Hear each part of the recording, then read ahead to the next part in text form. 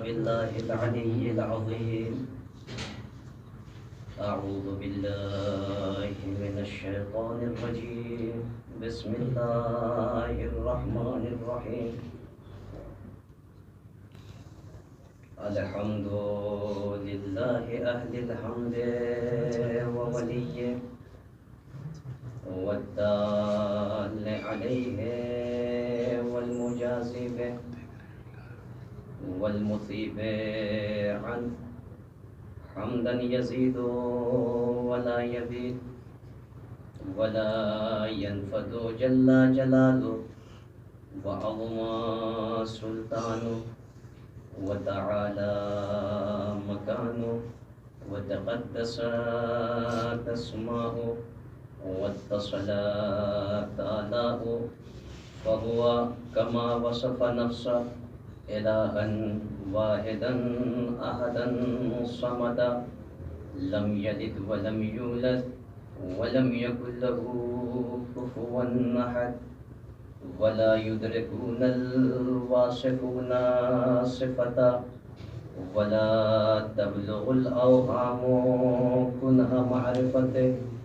ثم الصلاة والسلام على أشرف الأنبياء والمرسلين مولانا ومولى الثقلين محبوب رب المغربين والمشرقين جد الحسن والحسين أبي الزهراء محمد اللهم صل على محمد وآله الطيبين الطاهرين المعصومين المنتجبين الميامين واللعنة الدائمة على أعدائهم أجمعين من يوم لعنهم إلى قيام يوم الدين.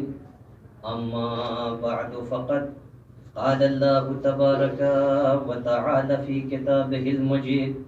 بسم الله الرحمن الرحيم. تبارك الذي بيده الملك وهو على كل شيء قدير الذي خلق الموت والحياة ليبلوكم أيكم أحسن عملا. صلوات اللهم صل على محمد وآل محمد. اعزائي محترم، برادران عزیز، معزز سامعین کرام،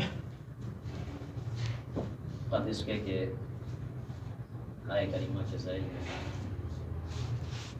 کچھ گفتگو کی جائے، آپ حضرات سے گزارش ہے کہ 3 مرتبہ سورہ حمد اور 3 مرتبہ سورہ اخلاص کی تلاوت فرما کر مرحوم علی عباس ابن اللہ الدم کہ جس میں ارشاد رب العزت ہو رہا ہے. بسم اللہ الرحمن الرحیم. تبارک الذی بیدہ الملک. بابرکت ہے وہ ذات، پاک و پاکیزہ ہے وہ ذات، صاحب اختیار ہے وہ ذات کہ جس کے قبض قدرت میں ملک ہے. یعنی کیا مطلب؟ بقبضت قدرتہ التصرف فی الامور کلہا، کہ جس کے قبض قدرت میں تمام امور کے تصرف کا حق. تمام امور میں تصرف کا اگر کسی کو حق ہے تو وہ ذات پروردگار ہے. اس کے بعد ارشاد فرمایا کہ یہی وہ پروردگار ہے، یہی وہ معبود ہے، الہ ہے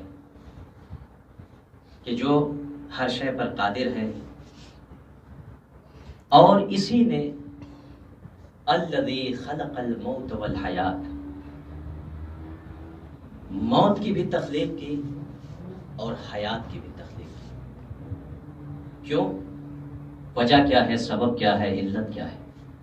کہا لیبلوکم ایکم احسن عملا، تاکہ یہ امتحان لیا جائے، آزمائش کی جائے کہ تم میں سے احسن عمل کون انجام دیتا ہے، کون ایسا ہے کہ جو بہترین عمل انجام دیتا ہے. اس پروردگار نے موت اور حیات کا تذکرہ کیا. چونکہ سال ثواب کی مجلس ہے لہذا مناسب تھا کہ موت کا کے حوالے سے اور حیات کے حوالے سے گفتگو کی جائے۔ عزیزان محترم، انشاءاللہ زیادہ وقت لینا مقصود نہیں ہے، بس آپ کی توجہ پیش نظر ہے، انشاءاللہ وقت کے اندر ہی گفتگو مکمل ہوگی۔ آواز قدرت آئی کہ وہی خدا ہر شے پر قادر ہے، اس کے قبضے قدرت میں ملک ہے، اور اسی نے موت کو بھی پیدا کیا اور حیات کو بھی پیدا کیا۔ تفسیر قمی میں علی ابن ابراہیم قمی کہتے ہیں کہ الذی خلق الموت والحیات، یعنی قدرہما، قدر الحیات ثم الموت، کہ اس نے پہلے حیات کو مقدر کیا پھر موت کو مقدر کیا۔ معصوم فرماتے ہیں کہ اللہ نے خلق الحیات قبل الموت، کہ اس نے حیات کو موت سے پہلے خلق کیا، حیات کو پہلے خلق کیا، موت کو بعد میں خلق کیا۔ وجہ کیا ہے موت و حیات کی تخلیق کا سبب کیا ہے؟ علت بیان ہوئی، لیبلوکم، یعنی لیعاملکم معاملۃ المختبر، تاکہ یہ موت ایک ممتحن کی حیثیت سے تمہارے سامنے رہے۔ ایکم احسن عملا، کون ہے کہ جو بہترین عمل انجام دیتا ہے۔ وذالک لأن الموت داع الی حسن العمل، یہ موت ہے کہ جو حسن عمل اور بہترین عمل کی طرف دعوت دینے والی۔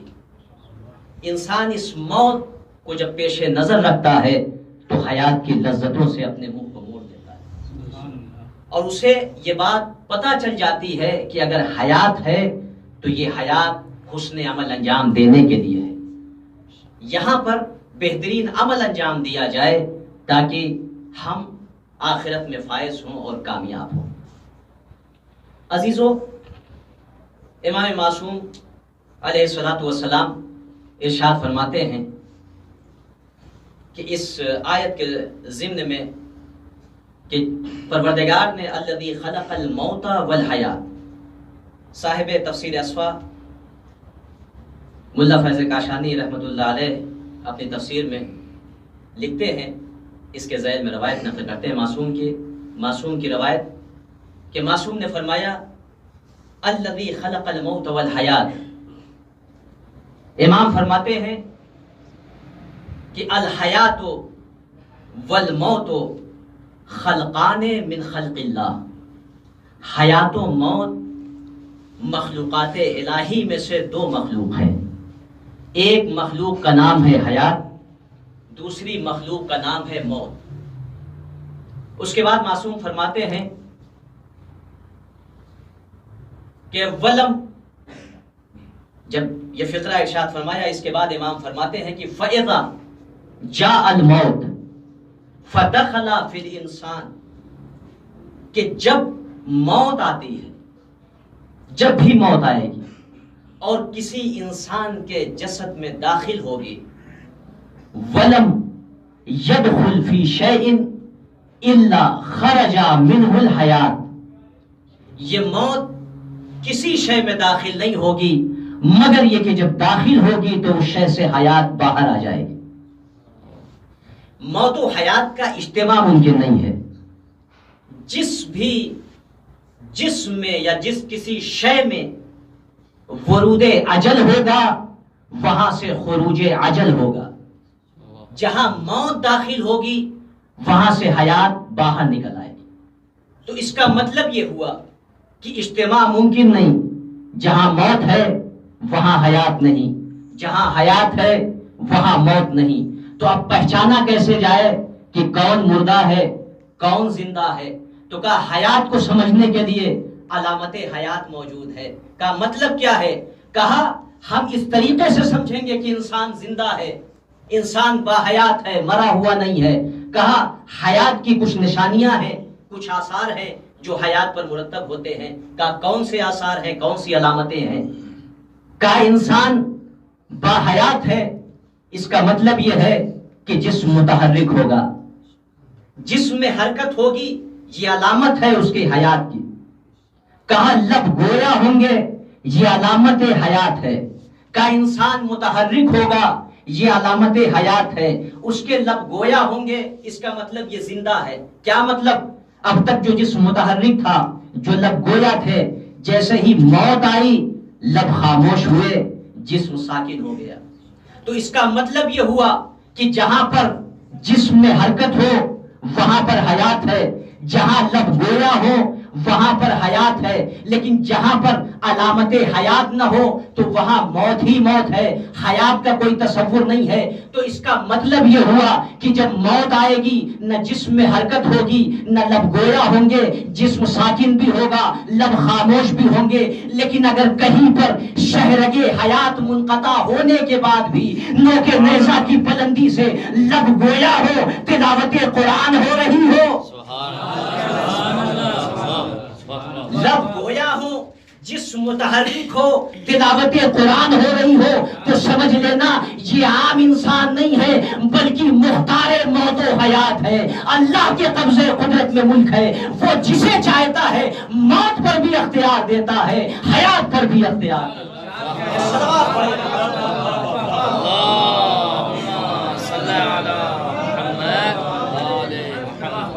اس کے قبضے قدرت میں ملک ہے کہ جو موت کا بھی خالق ہے، حیات کا بھی خالق ہے. کہا جہاں موت ہوگی حیات نہیں، جہاں حیات ہے وہاں موت نہیں. تو اب ظاہر سی بات ہے جو مختار کائنات ہے، جو معصوم ہے، منصوص من اللہ ہے، انہیں یقیناً تصرف کا حق ہے، حیات میں بھی موت میں بھی. یہ کوئی بہت بڑی بات نہیں ہے. ایک ذہن میں سوال آ سکتا ہے کہ اللہ نے انہیں اختیار دیا ہے، وہ معصوم ہے، وہ امام ہے، اور امام تمام کائنات پر مسلط ہوتا ہے، محیط ہوتا ہے. کہا ٹھیک ہے، یہ کمال نہیں ہے کہ امام تمام امور میں تصرف کرے، امام موت و حیات پر قابض ہو، یہ بہت بڑا کمال نہیں ہے. ٹھیک ہے، یہ تو امام ہے، یہ تو منصوص من اللہ ہے، یہ تو تمام امور میں تصرف کا حق رکھتے ہیں، یہ بہت دور کی بات ہے، ان کے اختیار کو انسان نہیں سمجھتا. ہم نے تاریخ میں ایسا منظر بھی دیکھا کہ معصوم تو چھوڑیے، منصوص من اللہ کو جانے دیجئے، اگر کچھ غیر معصوم ان کے دامن سے متمسک ہو جاتے ہیں، اب ان کی صدائے استغاثہ پر یا بطال صفا و یا فرسان الحیجہ کی ندا پر موت کے بعد بھی جسم متحرک ہوتا ہے، لب گویا ہوتے ہیں، لبیک یا ابا عبداللہ، لبیک یا ابا. وہ امام ہے، وہ تو منصوص من اللہ ہے. اگر کچھ غیر معصوم ان سے متمسک ہو جائے تو انہیں بھی موت پر اختیار ہوتا ہے. اللہ اکبر. کہا یہ وجہ ہے کہ جب دامن عصمت سے کوئی متمسک ہوتا ہے، جب ایمان کو اپنے دل میں پیوست کر لیتا ہے تو وہ موت کے بعد بھی کلام کرتا نظر آتا ہے، علامت موت کے بعد بھی علامت حیات ظاہر ہوتی ہے. تو جب عام مومن کا یہ مرتبہ ہے تو جو 10ویں درجے کے ایمان پر فائز ہو، اگر وہ کل ایمان کے استقبال میں مرنے کے بعد اپنی جگہ سے اٹھتا ہوا نظر آئے، تعجب نہ کیجیے گا. آواز علی آئی، سلمان تم سے احترام ثاقب ہے. اللہ کیا منزل ہے، انسان درک نہیں کر سکتا، تصور نہیں کر سکتا کہ ان ہستیوں کی منزلت کیا ہے، فضیلت کیا ہے. ایک صحابی اگر ایمان کی اس منزل تک پہنچ جاتا ہے، خدا کی قسم بڑے عجیب فقرات ہیں، انسان کے رونگٹے کھڑے ہو جاتے ہیں. جس سے روح پرواز کر چکی ہے، جب مولا تجہیز و تکفین کے لیے جناب سلمان کی پہنچے تو مرنے کے بعد بھی جیسے ہی علی سرحانے پہنچے، سلمان کا جسم بلند ہونے لگا. علی نے آواز دی، سلمان احترام ثابت، احترام کی ضرورت نہیں ہے. تو یہ وہ ہستیاں ہیں کہ جن کے قبضہ قدرت میں اللہ نے ملک دیا ہے. وہ خالق ہے، وہ جسے چاہے مصطفیٰ بنا دے، وہ جسے چاہے مرتضیٰ بنا دے، وہ جسے چاہے اس کے اختیار میں موت و حیات کا تصرف بھی دے دے اور ان تمام امور میں تصرف کا حق بھی دے دے. تو یہ موت اور حیات کو ہم نے خلق کیا تاکہ پہچانا جائے کہ کون ہے تم میں سے کہ جو بہترین عمل کو انجام دیتا ہے. عزیز و اصال ثواب کی مجلس ہے. کہا موت کے سلسلے میں جو ملتا ہے تاریخ میں روایات میں کہ جو نفسا نفسی کا عالم ہوتا ہے, جو احتضار کا عالم ہوتا ہے, بڑا شدید ہوتا ہے, بہت سخت ہوتا ہے, بڑا وحشتناک یہ منظر ہوتا ہے. بعض جگہ تعبیر ہے کہ جس طریقے سے ایک ریشمی کپڑے کو, پارچے کو خاردار درخت پر ڈال کر کھینچ دیا جائے تو جو حالت ہوتی ہے اس کپڑے کی, نازک کپڑے کی, وہ حالت جسم کی ہوتی ہے کہ حالت احتضار. وہیں دوسری جگہ پر یہ جملہ ملتا ہے کہ جس طریقے سے مقص سے, قینچی سے جسم کو ٹکڑے ٹکڑے کر دیا جائے, جو اذیت ہوتی ہے, جو تکلیف ہوتی ہے, جو شدت ہوتی ہے, وہ حالت احتضار کی شدت ہوتی ہے. یعنی یہ عالم ہے, یہ حالت ہے کہ جب خروج نفس کی منزل آتی ہے تو جسم میں اذیت بھی ہوتی ہے, شدت بھی ہوتی ہے, وحشت بھی ہوتی ہے. لیکن ہماری جانیں قربان ہو جائیں علی ابن ابی طالب کی ذات مقدس پر کہ رسول کی آواز آئی, یا علی انا شیعتک انا محبیک یفرحون فی ثلاثۃ مواطن. اے علی, آپ کے شیعہ, آپ کے چاہنے والے 3 جگہوں پر خوش ہوں گے, 3 جگہوں پر ترشا ہوں گے, ان کا چہرہ حشاش و بشاش ہوگا. کون سی جگہ؟ آواز رسول آئی. انسان جسے سب سے شدید منزل سمجھتا ہے, سب سے وحشت کی منزل احتضار کا وقت, سب سے شدت کا وقت احتضار کا وقت, یعنی اتنی اذیت, اتنی شدت, اتنی مصیبت ہوتی ہے. لیکن رسول نے آواز دی, اے علی تمہارے چاہنے والوں کو 3 جگہوں پر خوشی ہوگی, ان کا چہرہ حشاش و بشاش ہوگا.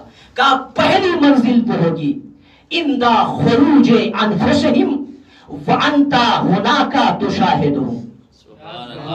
اے علی جب حالت ان احتضار کا وقت آئے گا, ان کی روح قبض ہو رہی ہوگی, تو آپ انہیں دیکھ رہے ہوں گے, ان کا مشاہدہ کر رہے ہوں گے.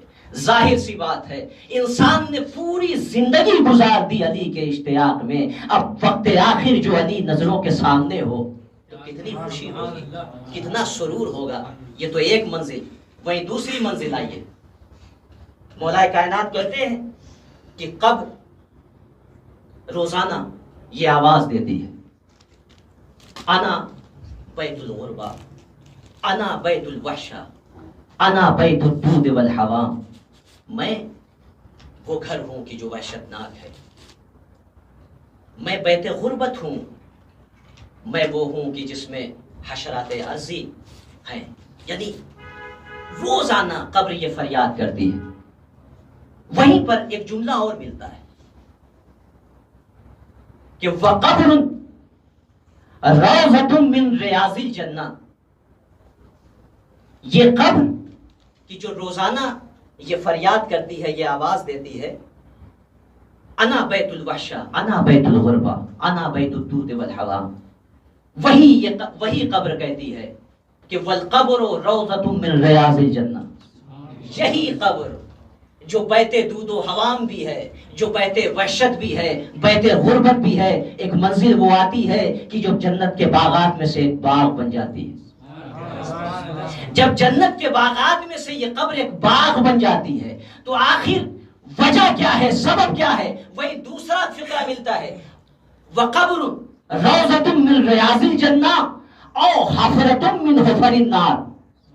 یا جنت کے باغات میں سے ایک باغ بن جاتی ہے, یا جہنم کے بئر میں سے, جہنم کے گڑھوں میں سے ایک گڑھا بن جاتی ہے, جہنم کے کنویں میں سے ایک کنواں بن جاتی ہے. یعنی ایک ہی شے کبھی بہتری کی منزل میں پہنچ جاتی ہے, کبھی بدترین منزل میں پہنچ جاتی ہے. تو اس کا مطلب یہ ہے کہ اعمال کے اختلاف سے کبھی یہی قبر جنت کا باغ بن جاتی ہے, کبھی اس میں جہنم کی آگ آ جاتی ہے.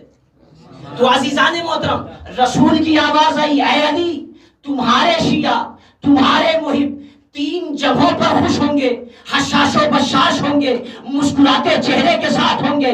آواز آئی، پہلی منزل وہ ہے کہ جب آلت نزا ہوگی، عالم نزا ہوگا تو اس وقت آپ حاضر ہوں گے، انہیں دیکھ رہے ہوں گے۔ وہیں دوسری منزل وہ ہوگی وَعِندَ الْمَسَائِلَةِ فِي الْقُبُورِ وَأَنْتَ هُنَاكَ تُلَقِّنُهُمْ۔ دوسری منزل جب قبر میں سوال و جواب کی منزل ہوگی تو آپ انہیں تلقین کر رہے ہوں گے، انہیں جواب بتا رہے ہوں گے۔ تو اب بات واضح ہو گئی کہ قبر روضۃ من ریاض الجنہ ان کے لیے ہے جو علی کا محب ہو، جو علی کا شیعہ ہو اور جس کے سرحانے علی موجود ہو، اور یہی قبر جہنم کی آگ اس کے لیے ہے کہ جو علی کا مبغض ہو، جو علی کا حاسد ہو۔ ایک صلوات پڑھے محمد۔ اللهم صل على محمد وآل محمد اللهم صل على محمد وآل محمد۔ یہی قبر کبھی روضۃ من ریاض الجنہ کی مصداق پہ جاتی ہے، کبھی حفرۃ من حفر النار۔ عزیزو، بڑی شدت کا وقت ہے کہ ہم خود مشاہدہ کرتے ہیں دنیا میں، اپنے معاشرے میں، کہ خود بعض افراد سے سنتے ہیں اور یقیناً یہ حقیقی واقعات بھی ہیں کہ بتایا کہ عالم نزا میں پتہ ہی نہیں چلا کہ سامنے والا کب اس دنیا سے گزر گیا۔ بعض ایسی تصویریں بھی موجود ہیں شیعوں کی، چاہنے والوں کی، یقیناً ایسا لگتا ہے کہ سامنے والا مسکرا رہا ہے، اس کا دم نکل گیا، اس کی روح قفس انصری سے پرواز کر گئی، حشاش و بشاش چہرے کے ساتھ۔ اہل خانہ نے بتایا، گھر والوں نے خبر دی کہ عالم نزا ہمیں پتہ ہی نہیں چلا کہ سامنے والا کب دم توڑ گیا، کب اس کی روح پرواز ہو گئی۔ یعنی کیا مطلب؟ نہ کوئی تکلیف ہوئی، نہ کوئی شدت ہوئی، نہ کوئی علم ہوا، نہ کوئی اضطراب ہوا۔ اس لیے کہ جب اضطراب ہوگا، شدت ہوگی، علم ہوگا تو چہرہ بتا دے گا، چہرے پہ آیا ہو جائے گا۔ تو اس کا مطلب یہ ہے کہ بعض ایسے ہیں کہ روح قفس انصری سے پرواز کر جاتی ہے لیکن نہ چہرہ متغیر ہوتا ہے، نہ علم ہوتا ہے، نہ درد کی شدت ہوتی ہے۔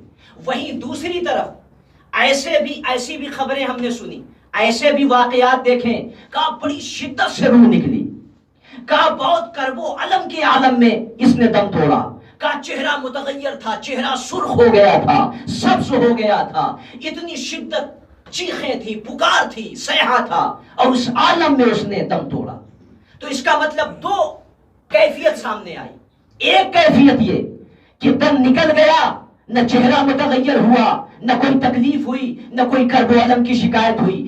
دوسری کیفیت وہ ہے کہ جہاں پر چہرے سے بھی آیا ہے، درد سے بھی آیا ہے، چیخ و پکار سے بھی آیا ہے کہ بڑی شدت ہے، بڑی تکلیف ہے، بڑی وحشت ہے، بڑا کرب و علم ہے۔ تو اس کا مطلب یہ ہے کہ دو طرح کی موت ہوگی۔ ایک تو موت اس عالم میں نکلے گی کہ چہرہ حشاش و بشاش ہوگا، چہرے پر کوئی آثار نہیں ہوں گے، نہ کوئی علم ہوگا، نہ کوئی کرب ہوگا۔ دوسری منزل کہا چہرہ متغیر ہوگا، جسم میں حرکت ہوگی، جسم مضطرب ہوگا، وحشت ناک عالم ہوگا۔ تو عزیزان گرامی، دو طرح کی کیفیت مل گئی۔ اب آئیے میں آپ کو ایک منظر دکھاؤں۔ آواز رسول آئی، رسول نے ارشاد فرمایا، اِنَّا أَشَدَّ شِیعَتِنَا لَنَا حُبًّا، ہمارا جو جتنا محبت میں شدید شیعہ ہوگا، جس کی محبت جتنی منزل کمال پر ہوگی، یکون خروج نفسہ کشرب احدکم فی یوم کشرب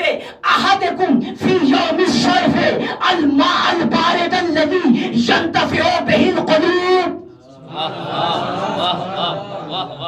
کہ ہمارا شیعہ جو ہوگا، جو ہمارا شدید محب ہوگا، عالم نزا میں اس کی حالت یہ ہوگی جیسے گرمی کے دنوں میں کوئی پانی پیتا ہے تو پیاس بجھنے کے بعد اس کے دل کو ٹھنڈک پہنچتی ہے، دل مسرور ہوتا ہے۔ ہمارا شیعہ اسی طریقے سے ہوتا ہے، روح پرواز کر دے جاتی ہے، چہرہ نہ متغیر ہوتا ہے، نہ جسم میں کوئی کیفیت ہوگی، کبھی چہرہ حشاش و بشاش ہوتا ہے، کبھی اس کے جسم کو سکون ملتا ہے۔ ایک صلوات پڑھے محمد وآلہ اللهم صل على محمد وآل محمد۔ محمد واہ واہ واہ واہ صلوات اللہ اللهم صل علی محمد وآل محمد. اے علی تمہارے محب تمہارے چاہنے والے 3 جگہیں ایسی ہوں گی جہاں پر خوش ہوں گے حشاش و بشاش چہرے کے ساتھ. پہلی منزل کائندہ خروج انفسہم وانت ہناک تشاہد. دوسری منزل کا وعند المصائدۃ فی القبور وانت ہناک تلقنہ. تیسری منزل وعند العرض علی اللہ جب وہ بارگاہ الہی میں پیش کیے جائیں گے قیامت کے ہنگام. نفسا نفسی کا عالم. بہت سی مخلوق گم ہو کے رہ جائیں گی جہاں آدم سے خاتم تک کی امتیں ہوں, جہاں پر تمام انسان موجود ہوں, تمام مخلوقات موجود ہوں. وہاں پر نہ کسی کی شخصیت ہوگی, نہ کسی کا جاہ و حشم ہوگا, نہ کسی کا حسب و نسب کام آئے گا. کہا محشر کے جم غفیر میں جہاں بڑے سے بڑا انسان, بڑے سے بڑا حسب و نسب و شجاعت و سخاوت رکھنے والا گم ہو کے رہ جائے گا. رسول نے آواز دی اے علی تمہارے شیعوں کی تیسری منزل یہ ہے جو بشارت کی ہے, جو فرح و سرور کی کیفیت ہے. کہا جہاں پر قیامت میں محشر کے ہنگام میں ساری مخلوقات گم ہو کے رہ جائیں گی, کسی کی شخصیت کا پتہ نہیں ہوگا, لیکن رسول نے آواز دی تمہارے شیعوں کی یہ منزل ہے وَعِنْدَ الْعَرْضِ عَلَى اللَّهِ وَأَنْتَ هُنَاكَ تُعَرِّفُهُمْ. سبحان اللہ واہ واہ. ہر مخلوق اس عالم میں ہوگی کہ پروردگار ہمیں پہچان لے, معبود ہم تیرے بندے ہیں. امت محمد چیخ چیخ کر کہے گی اے رسول اللہ, اللہ کے حبیب ہم صحابی ہیں, ہم آپ کے پڑوس میں رہنے والے ہیں. یعنی جو اپنی صحابیت کی معرفت کرائے وہ اور ہے, جن کی معرفت علی خود کرائے کہ پروردگار یہ ہمارا شیعہ ہے. اے علی وعند العرض علی اللہ وانت ہناک تعرفہم, تم ان کو پہچانواؤ گے. جہاں علی بولے, کون بولے گا؟ جب ہر ایک پر سکتہ طاری ہوگا تو اب ہر ایک آواز علی سنے گا. علی بتائیں گے پروردگار یہ ہمارا محب ہے, یہ ہمارا محب ہے, یہ ہمارا شیعہ. تو ضرورت اس بات کی ہے کہ دنیا میں محبت علی, ولایت علی سے انسان متمسک ہو جائے, وگرنہ ایسی شدت کی موت آئے گی کہ خود دنیا بھی خسارے میں, آخرت بھی خسارے میں. تو یہ کیفیت ہے کہ علی تم حاضر ہو. ظاہر سی بات ہے وہ خالق موت و حیات ہے, خلق الموت والحیات. اب وہ جسے چاہے اختیار دے دے, موت پر بھی حیات پر بھی. اب جن کے پاس تمام امور میں تصرف کا حق ہوگا وہ چاہے کہیں پر بھی ہو, اس کا چاہنے والا مشرق میں دم توڑے, مغرب میں دم توڑے, ایک لمحے میں وہ اس کے سامنے پہنچ جائے گا. روایت میں بھی ہے کہ جب کوئی علی کا چاہنے والا, جب کوئی شیعہ اس دنیا سے گزرتا ہے تو علی اس کے سامنے پہنچتے ہیں, اس کے امور میں آسانی ہو, علی کے چہرے کی زیارت کرتا ہے. عزیزو ذرا انصاف سے بتائیے کہ وہ علی جو ہر چاہنے والے, ہر محب کے پاس پہنچتے ہو وقت نزا, یہ کیسے ممکن ہو کہ روز عاشوراء میدان کربلا میں جب حسین دم توڑ رہے تھے تو علی حاضر نہ ہوئے ہوں. عزیزو جو اپنے چاہنے والوں کو اس حالت میں تنہا نہ چھوڑے, وہ علی جب اس کا لال سرزمین کربلا پر زخموں سے چور چور ہے تو کیسے ہو سکتا ہے کہ علی اس کے پاس نہ پہنچے. خدا کسی باپ کو وہ منظر نہ دکھائے جو منظر علی نے دیکھا ہو. اللہ جزاکم ربکم خیر الجزاء. آپ آمادہ ہو گئے.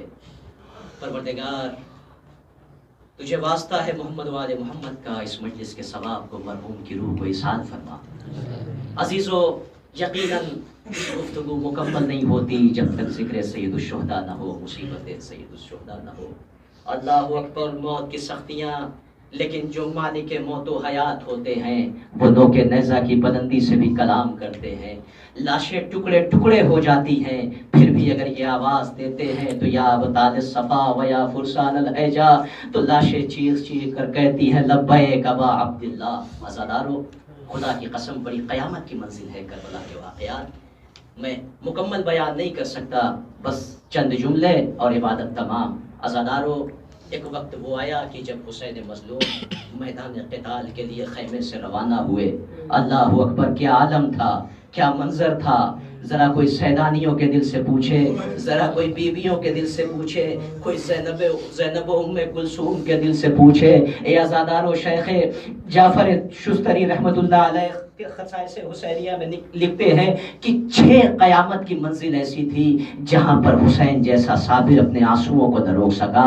اس میں بیان کرتے ہیں کہ ایک منزل وہ تھی کہ جب خیمے میں آئے اور جب بہن زینب کی طرف نظر پڑی تو ایک مرتبہ جیسے ہی نظر بہن کی کہ رخ انور کی طرف پڑی تو ایک مرتبہ آواز دیتے ہیں، میری بہن، میری شہادت کے بعد غریبان چاک نہ کرنا، مجھ پر آنسو نہ بہانا، مجھ پر گریہ نہ کرنا۔ لیکن اللہ جانے حسین کو کون سا منظر یاد آ گیا جو حسین صبر کی تلقین کر رہے تھے، اچانک چیخ مار کر روئے اور حسین بے ہوش ہو گئے۔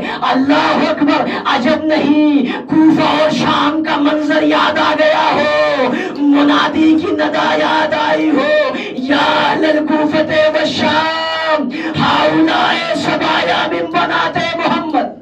اللہ جزاکم ربکم خیر الجزا۔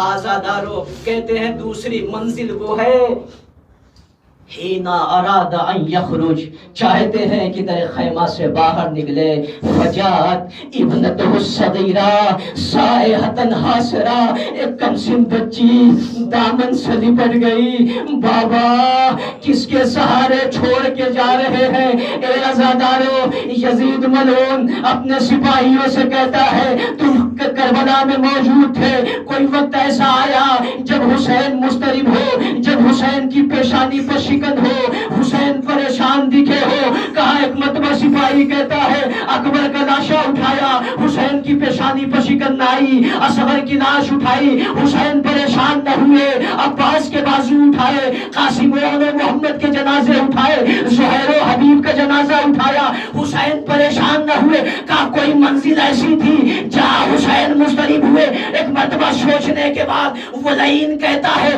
امیر، ایک منظر میں نے دیکھا جب حسین در خیمہ سے نکلے، ارے کمسن یتیم بچے حسین کے دامن سے لپٹ گئے، آقا کس کے سہارے چھوڑ کر جا رہے ہیں؟ حسین نے بچوں کو دیکھا، آسمان کی طرف دیکھا، رنگ متغیر ہو گیا، آواز دی پروردگار یہ بچے تیرے حوالے۔ اللہ جزاکم ربکم خیر الجزا۔ خدا ان آوازوں پر رحمت نازل کرے، ان آنسوؤں کو رومال زہرا میں جگہ عطا کرے۔ عزادارو، بس آخری منزل، گفتگو تمام ہو گئی، مجلس مکمل ہو گئی۔ اے عزادارو، حسین مظلوم میدان قتال میں آئے، جو جنگ کے سامنے حسین کی جنگ ہے، وہ ایک فقرہ ملتا ہے کہ ایک وقت وہ آیا کہ حسین نے آواز دی، ایک مرتبہ حسین نے آواز دی، حل من ناصر ینصرنا، حل من معین یعیننا، حل من مغیث یغیثنا۔ کہا جیسے ہی آواز استغاثہ بلند کی، عزادارو تاریخ میں ملتا ہے کہ بہت سے افراد نے اس آواز استغاثہ پر لبیک کہا، کہیں پر سید سجاد نے لبیک کہا، ٹوٹا ہوا نیزہ لیا، ایک مرتبہ عصا کا سہارا دیا، خیمے سے نکلنا چاہتے ہیں۔ زینب آگے بڑھی، کہا میرے لال کہاں جا رہے ہو؟ کہا پھوپھی اماں آپ نہیں سن رہی، میرا بابا تنہا ہے، مدد کے لیے پکار رہا ہے۔ وہی ایک منزل وہ آئی جہاں ششماہے نے اپنے کو گہوارے سے گرا دیا۔ لیکن عزادارو، استاد محترم آیت اللہ امام جزائری نے درس میں ایک جملہ نقل کیا، وہ کہتے ہیں بہت سے افراد نے آواز استغاثہ پر لبیک کی، لیکن سب سے پہلے جب حسین نے حل من ناصر ینصرنا کی آواز بلند کی تو سب سے پہلے جس نے لبیک کہی وہ ذات پروردگار تھی کہ آواز خداوندی آئی، لبیک عبدی، لبیک عبدی، اے میرے بندے میں تیری نصرت کے لیے تیار ہوں۔ جزاکم ربکم خیر الجزا ھذا دارو امتحان صبر آیا. حسین نے تلوار کو نام میں رکھا, زخموں سے چور سیدہ کا لال جب زمین پہ آیا تو عالم یہ تھا کہ غش کے عالم میں ہے, جسم متحرک نہیں ہے, سکونت پذیر ہے. ایک مرتبہ شمر کہتا ہے کہ میں ابھی پتا کیے دیتا ہوں کہ حسین زندہ ہے یا مر چکے ہیں. کا شمر کیا کرے گا؟ کا ایک کام کرو, اپنے گھوڑوں کو خیموں کی طرف دوڑا دو, اگر ان میں حیات باقی ہوگی تو برداشت نہ کر سکتے ہوں گے. ایک مرتبہ یہی ہوا, جیسے ہی گھوڑوں کی ٹاپوں کی آواز کچھ دور پر سنائی دی, قوت کو جمع کیا, آواز دی, ابھی حسین زندہ ہے, حسین جیسا صابر. ارے جیسے ہی اس نے یہ جملہ سنا, یہ منظر دیکھا, برداشت نہ کر سکے. ہمارا سلام ہو سید الساجدین پر, سید عابدین پر, ماں بہنیں بے مقنع و چادر, کوفے اور شام کا بازار, تماشائیوں کا ہجوم. تو یہ حسین تھے جنہوں نے امتحان شجاعت دیا, وہ سید سجاد تھے جنہوں نے امتحان غیرت دیا. سيعلم الذين أيام وسيعلم الذين ظلموا أي منقلب ينقلبون. إنا لله وإنا إليه راجعون. رضا بقضائه وتسليما لأمره.